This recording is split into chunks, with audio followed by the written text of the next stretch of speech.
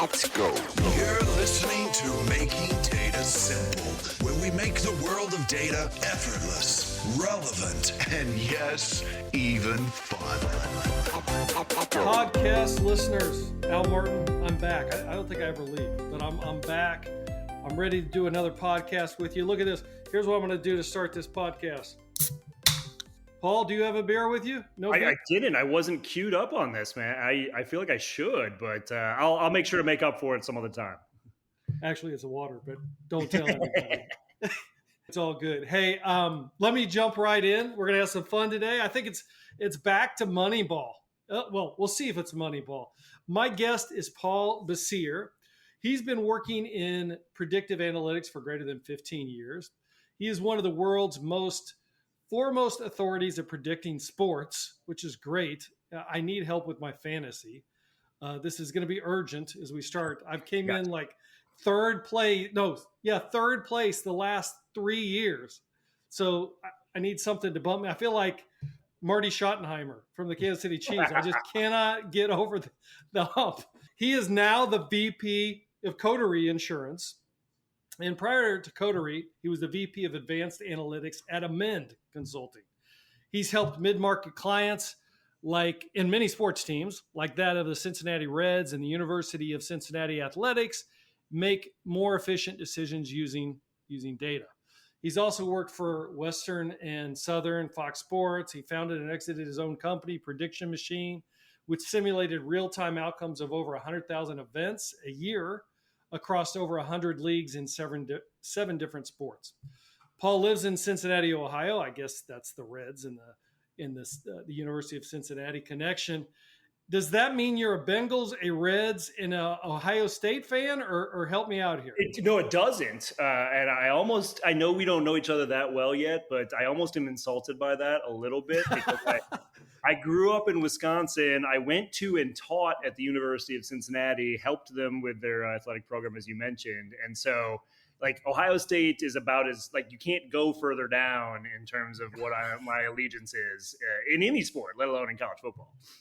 I find that's interesting. We could have a whole podcast on that, Paul, and that either, like, if you're in the state of Ohio, you're either all in or all out. Oh yeah. Why is that? There is no possible middle ground. You know, if you're up in like the Toledo area, it is like Michigan or Ohio State, and that's it.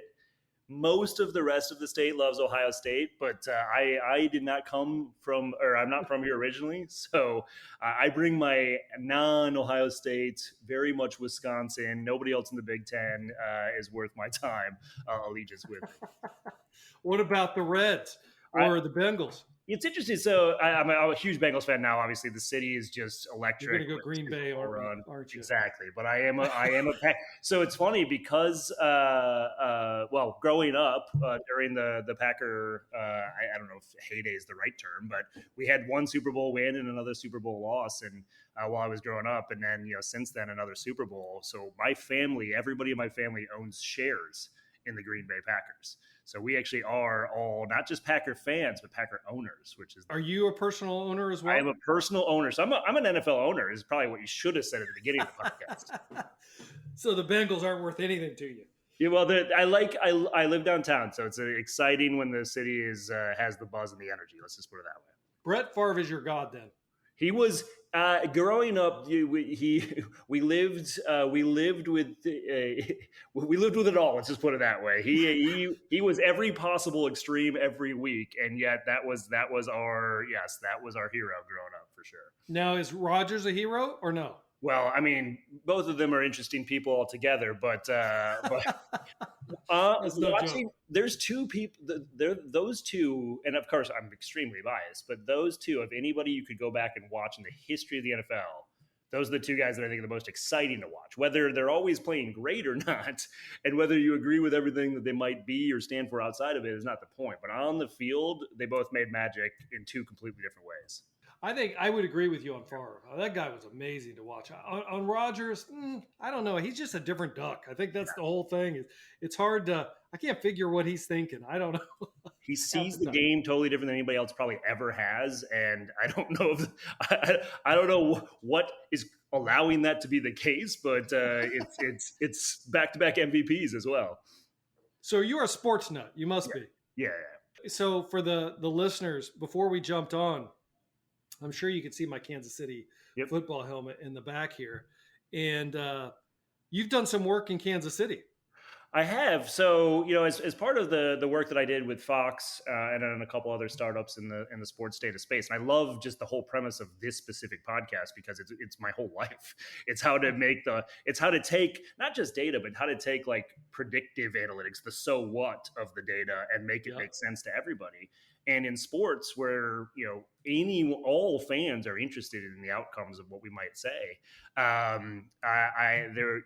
we really had to take it to kind of the I wouldn't call it lowest common denominator, I would call it the greatest common denominator in terms of really trying to understand how do we portray the message of what we think is going to happen to all of the fans, whether that's for just their fandom, whether that's for their fantasy league, as you just mentioned, whether they're looking to head to Nevada or one of the other states where gambling is legal these days, make a wager. And in that case, I did a lot of radio interviews, podcasts, et cetera, around sports predictions. And, the reason I could do that was it was all math driven. I didn't have to watch all the games. I did, but that's just because I'm a sports fan. But I didn't just watch all the games, or I didn't have to watch all the games. I could tell you on radio in Boise, Idaho, what's going to happen with the Boise State and Wyoming, without having to really know much about those teams. And the place where I was on the air the most was actually Kansas City. So every week for almost an entire hour, every single week, I would sit in with radio in Kansas City, Seren Petro, who has become a good friend of mine, and talk to him about not just the Chiefs. I remember we would try to cover as many sports as possible in every conversation, basically, just to try to figure out like what are the limits of what the predictions or what the data could really tell us. And we would usually have context on pretty much everything he could ask me. So what do? You sit there, do you have all your data right in front of you? And as Seren asks you a question, you say, hold on just a moment, or you got this memorized? I mean, how does this work? A little bit of memory, especially by the time, I would get to that point, because I was doing 30 to 40 radio interviews every single week. But yeah, I cringe these days. I usually only have one tab open. Back then I would have like 40 or 50 tabs open, and I just fly back and forth between them.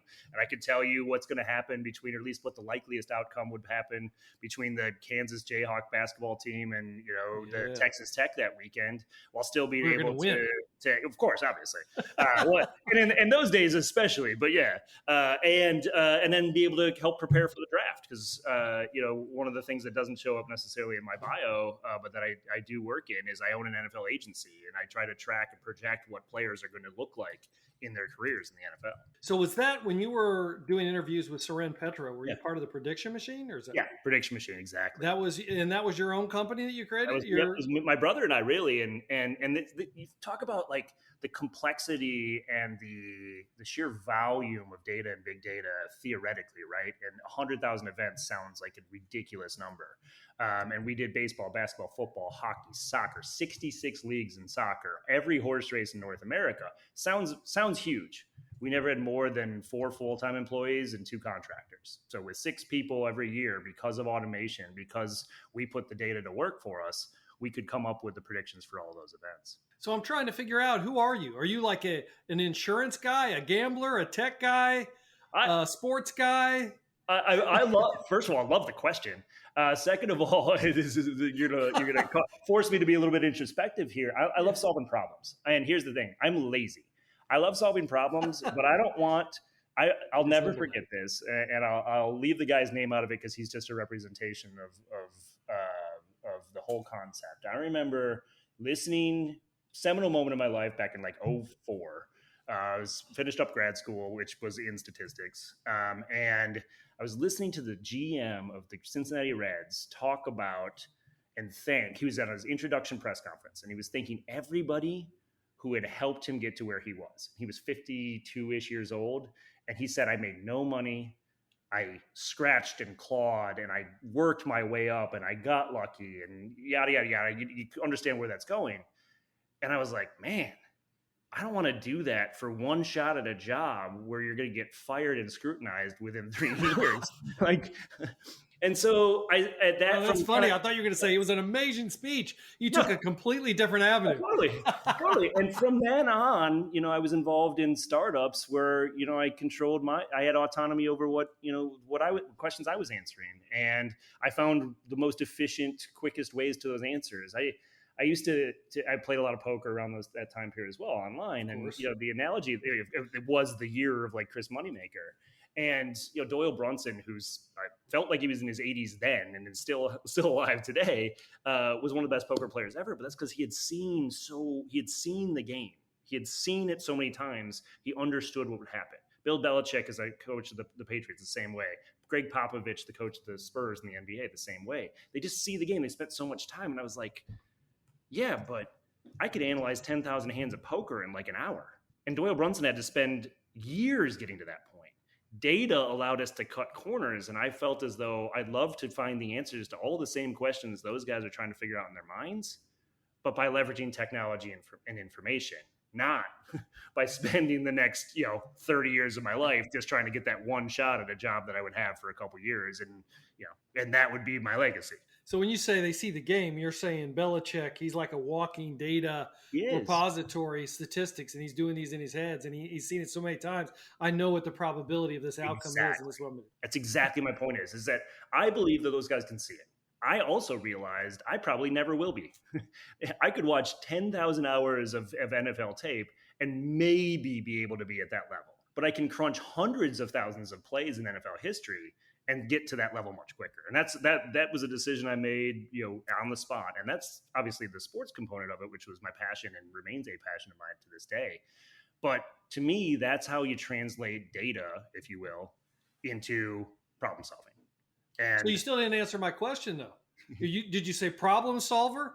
I mean, if I got to push you over the fence and you got to identify as one attribute, whether it's, like I said, gambler, insurance guy, tech guy, sports guy, entrepreneur, problem solver, what is it? I think problem solver. I think problem solver. I'll tell you what I'm motivated by. The biggest thing I'm motivated by, and this is true of my brother as well, who he and I were in business together for the vast majority of my career. We wanted to change the game, and that's the day that we sold Prediction Machine. The editor-in-chief of ESPN at the time sent me a text. He said, "You changed the game." And there's nothing that powers me or compels me more going forward, and probably up until that point, than trying to change a game that feels broken. And insurance, especially the commercial space where we are right now, is about as broken as it gets. Yes, there could be and hopefully should be and will be financial benefit and stability for me and my family if we could change the game. But I really just want to find the inefficiencies and change the game. And if that means I'm a problem solver, I think that's probably the best answer. All right, good answer. That strikes me as, and that should be your motto. It's like, see the game, change the game. There you go. All right. Because you know what? What? I hate the Patriots for obvious reasons, probably. Yeah. And I was really never a Belichick fan until I felt like he changed the game. And that was, you being a sports guy, you're going to know this. Maybe you can explain this. I'm going to butcher it. I don't remember it. He was, I think they were playing Baltimore Ravens. And I think it was the championship game. And he put an eligible receiver out. He spread an ineligible receiver out as far as he could go. And, like the common thought is you don't cover him because he's ineligible. He can't do nothing out there. But because traditional thinkers are like, well, you got to cover him. There's a player out there. There's a guy. There's a player out there. Yep. I got to cover him. So they cover him, which opens up the middle. And they got like 40 yards on the play or something. Yeah. And then they did the same play again. And he, not that he's done everything perfect necessarily with even on the field or otherwise, but you have to be willing. The best, maybe a good way to phrase it, stay with the sports analogy for a second. I used to say this all the time, 85-ish%, and I've made up a different number every time, but the vast majority of what I've done in my career is telling people that Michael Jordan was good at basketball. Most of what we find in predicting outcomes of games is obvious. The Patriots are currently better, the Chiefs are currently better than the Jaguars. I think everyone would agree that's true. Everyone would also agree Michael Jordan was good at basketball. But it's that 15% that you have to be comfortable challenging conventional wisdom and backing it up with either, in his mind, his understanding of how that would be addressed. And the way I would then try to extrapolate that to my line of thinking, be able to challenge 100% of what's out there. The 85% is going to agree with conventional wisdom, but what can we find out about that extra 15%? Or even if it's 2%, the Tampa Bay Rays believe that that is a 2% margin that you could possibly glean out of doing everything perfect versus not perfect in baseball. But they focus on that 2%. I think it's a higher than that, but that's the whole point, is like, what can you really find from that? What is different than conventional wisdom, and where is there opportunity to then exploit that with inefficiencies? Your point being that 15% or that 2% being the whatever. differentiator of champions and non-champions. Exactly. Look, I want to get to the 15%, but before I move on, we jumped right in, so fascinating. I would like you to pause and just give us a little bit of your history, where you came from, because you got an interesting history going through prediction machine, working for Fox Sports, and now you're at insurance. So I want to dive into why insurance, but you got to get me there first. Sure, of course. So I love saying this when I meet people. I know I've been working in insurance now for 18 straight months. And I love telling people that before that I was in insurance for 4 years, but those 4 years were from 18 to 22 as an intern at Western Southern Life Insurance Group, which is now a Fortune 500 company and wasn't then. The people I know there still love to tell me that it only became that after I was there. But I wore a suit every day. I was a finance major as an undergrad. I worked for an investment company within an insurance company. But I was an intern. I filled out spreadsheets and learned Excel basically back in 2000 to 2004. And that's what I thought my life was going to be, was wearing a suit every day and working in finance. And that probably would have been lucrative. I don't know how fun it would have been, but it would have been lucrative to just stay down that path. I was going to say, the people that you're talking about, I mean, that's like a Fortune 500 company now. They're rich. They're all follow your work. But and they're all probably doing fine. I'm doing fine too. And yet the timing was perfect. The University of Cincinnati was in year 3 of a graduate program that is now business analytics, which is one of the considered in a few different publications as the best in the world. And back then was still relatively new. And I'm like, there's something here. Basically it was my laziness again that said, I don't really want to have to figure all of this out forever on my own. Let's use this technology and whatever data is and come up with that. And from then on, I realized, the biggest application of that information was sports. So I worked I'll tell the very quick version of the story. I'm working at Western Southern. Western Southern owned a real estate company and a bunch of buildings downtown Cincinnati. In my office, which was 420 East 4th Street, I would play fantasy sports every day. I'll own that. I owned it then. And I reached out to one of the companies where I played fantasy sports, which was whatifsports.com. And I sent an email that would change my life. And I said, hey, do you have any internships coming up? I've got 6 months off. Like, can I do anything to help you work at this whatifsports.com? While sitting in my work office with my work email. And the guy who responded to me, Tarek Kamel, who is now an entrepreneurial legend here in the area, said, nothing now, get back to us when you're close to that time period. Totally normal response, except he said, P.S., you sent this from your work email address, 424 East 4th Street. We're located at 420 East 4th Street, Cincinnati, Ohio. I didn't even know they were in Cincinnati. I was just going to work from home. And yet they were next door. Wow. They were next door.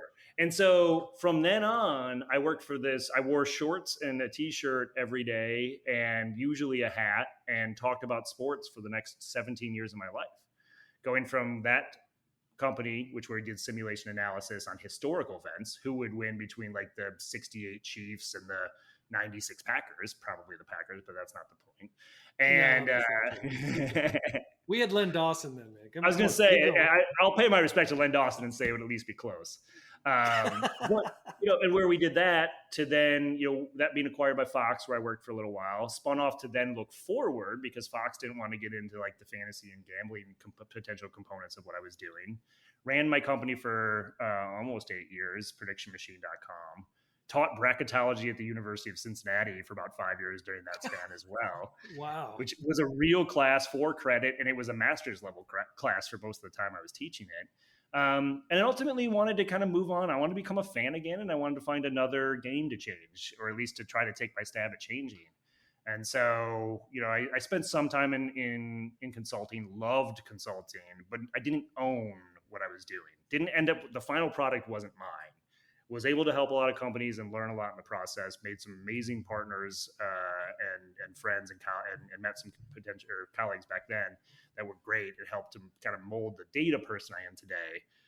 But it wasn't until, connecting with our CEO, David McFarland, and a couple other people at Coterie, where I realized like Coterie Insurance, and not just Coterie Insurance, business insurance is 2002 baseball. It's the Oakland A's. At least I hope Coterie is the Oakland A's. It's Moneyball. We are ripe for Moneyball. The industry is ripe for Moneyball today because of the pervasiveness of data, how much we can consume, but the fact that I think people understand in our competition, the carriers and the big players that are too big to fail in a lot of cases, understand where the inefficiencies are. They just don't have the incentive nor the wherewithal to exploit them. And I think you can do that with data. And that's a lot of the transition, is seeing that this market looks very similar to what the sports market looked like 20 years ago. Wow. There's a lot there, man. I had a lot of questions I could ask. So I don't know. I'm actually dumbfounded a little bit. And this doesn't happen to me very often. Now, let's start. Look, I want to talk about the Moneyball and the insurance piece.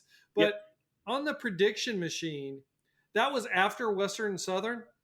Yeah, so I worked for Western Southern though, just as an intern, and I was wearing a suit. And then okay. I ended up leaving that entirely after grad school and going away from finance as my goal and or insurance, and diving deep into the sports analytics side. So that was I was in insurance for 4 years as an intern in college, and then left it until 2021. So you came back to it. But the prediction machine, how many years did you have? And that was your own company, right? Yep. Yeah, that was we started in early 2009, sold it in 2016. I continued the earn out work and, the transition work of that business to our acquiring company through 2018. So I was still doing that for almost a full decade. This may be an obvious answer, but why sell it? It sounds like that's your perfect at the time. Two very obvious answers that to me that are not obvious to anybody else, that I lived. 2015. I'll never forget. I was sitting on my couch week 1 of the NFL season, 2015. In my basement, I had a wall of TVs. You could walk down anytime from 2010 to 2015. You could walk in my basement and ask me what the score was of any NFL game, who had the ball, what our prediction was, and where they were on the field. And I could tell you all of it. I paid attention to all of it. I actually loved that for the most part. This may be an addiction. Just Well, that's part of the problem. So, but at that point, daily fantasy sports had come out. We had predictions on every game. I have my own allegiances to the Packers, and my wife. Of course, everybody does. Yeah. And then my own fantasy teams and our fantasy predictions. And I sat down and I looked up at the screen, looked at all the games, and I felt numb.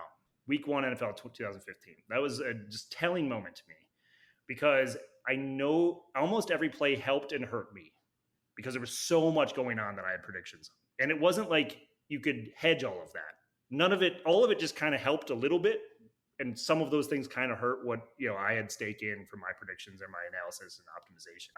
It lost all the fun almost immediately to me in one moment. And I wanted to become a fan again. And I actually, wait a second. Wait. Look, I want to make sure I understand. You're saying that you're looking at your 20 TVs or whatever it is on your wall. I don't know if you're betting or not. I presume you are. You've got some analytics or whatever. And it's just like, it's all work to you and you're not having fun anymore. Yep. Is that what you just said? Basically, yeah. Okay. And I was like, you said there were 2 reasons though. Yep. Yeah, that's one. The other was opportunity. So at that time, sports betting was only legal in 2 states. Was only fully legal in 1 state, Nevada. And I didn't want to move to Nevada to really capitalize on the upside of what we were doing, because the technology itself actually ended up being optimal for trying to predict what would happen during a game. And this is really important actually to think about as it relates to insurance. Okay. In both at that time, this is back in 2016 when we were looking to sell the company, and we ultimately sold the company. In 2016, the way that a sports book would look at an in-game betting, so during the game, you can actually bet who you think is going to win while the game's going on, but obviously that has changed. But they would look and say, okay, in the history of the NFL, for instance, when a team has the ball on the 25-yard line at home, down 3 points on their own 25-yard line, down 3 points with 4 minutes left to go, how often does that team go on to win the game? And that's what they would use to set the odds where you could bet. What we did was say, what are these two teams going to do? Because it matters whether it's Patrick Mahomes or Mac Jones. It matters who's playing in those games. But nobody was doing that at the time. And so we built technology to do that. And what we realized was, in order for us to capture the full upside of what that technology would do, is we had to either move offshore out of the country or to Nevada. And instead, what we really looked to do was find a potential partner who could leverage that type of technology. Because, and this is not very often talked about, just betting off of that information, you get limited. Limited means that if I walk into most sports books any sports book in the state of Nevada, and I try to get a bet down, I can only get so much down before they change the line or they don't let me bet anymore. You probably, I don't know you well. I don't know if you've gone to Vegas sports books too often, but you could probably bet whatever. Okay. Yeah. I don't have the kind of money that's going to change the betting line. And I'm not even talking money though necessarily. Like, we're only talking I could bet 100 and they might stop me at 100 just because of they know I have an edge they know that I have an edge, just period, especially in in-game wagering. So you can't actually capitalize that with betting. So the only way to really capitalize that is to be the book. But the only way to be the book is where it's legal. And so we ultimately tried to find some partners or a partner that would acquire the company that was offshore or in a place where sports betting was legal, who could take that technology and run with it. And they did. And actually, if you're betting during a game, pretty much anywhere, especially online, there's a good chance it's based off of the technology that we built, because the company that acquired us white labeled that technology and sold it to a bunch of other sports books to get the in-game betting. So the point on that is there's two reasons. I was numb and there was money involved. And look, I'm interested in all the peripheral things outside of the technology this time, but I would be remiss. What was the technology at the time? Yeah, I mean, simulations, machine learning, AI. I would love to, this is such an interesting, yes is the answer, kind of, but I'll explain it in a second. And this is very relevant. So the quick relevance to insurance is actuaries look at what's happened in the last 3 years, try to group people by homogeneous groups and predict what they're going to do in the future, instead of really paying attention to that agent base or that individual, whether it's a person or a business in our case. Same thing that happened in sports that we changed. And what I did was entirely the box score. We didn't use a single piece of information that wasn't part of the box score. And we would take historical box score information from those players and those teams and blend everybody down, basically use some machine learning to ultimately remove all of the bias in their numbers, from how many opportunities they had to who their teammates were to what the weather was like, where they played, home or away. Sometimes elevation makes a huge difference as well. And then obviously the competition. We would take all that bias away and say, who is that player on a per play basis with an average team against an average opponent on an average venue? Because if you break everybody down to just who's that individual in terms of their capabilities, you can move the parts around and say, okay, now plug him into this scenario or plug him into that scenario. And what we did then was build a simulation engine that was actually pretty straightforward, but would account for play-by-play, kind of choose your own adventure. A lot of random numbers, a lot of random number generation to account for what the likelihood would happen is when we actually had the interaction of those variables, all of those individuals we were talking about. 22 in football, 10 in basketball, you get it. It's really just like 2 in baseball because it's pitcher to batter to fielder.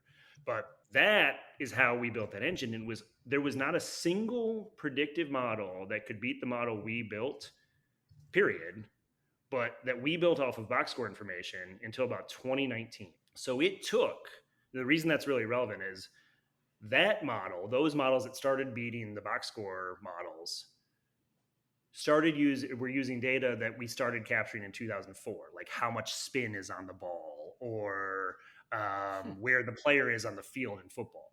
But it took 15 years to anybody actually leverage that information to beat out box score information. And of course, had I stayed in that space, I would have wanted to be using some of that data.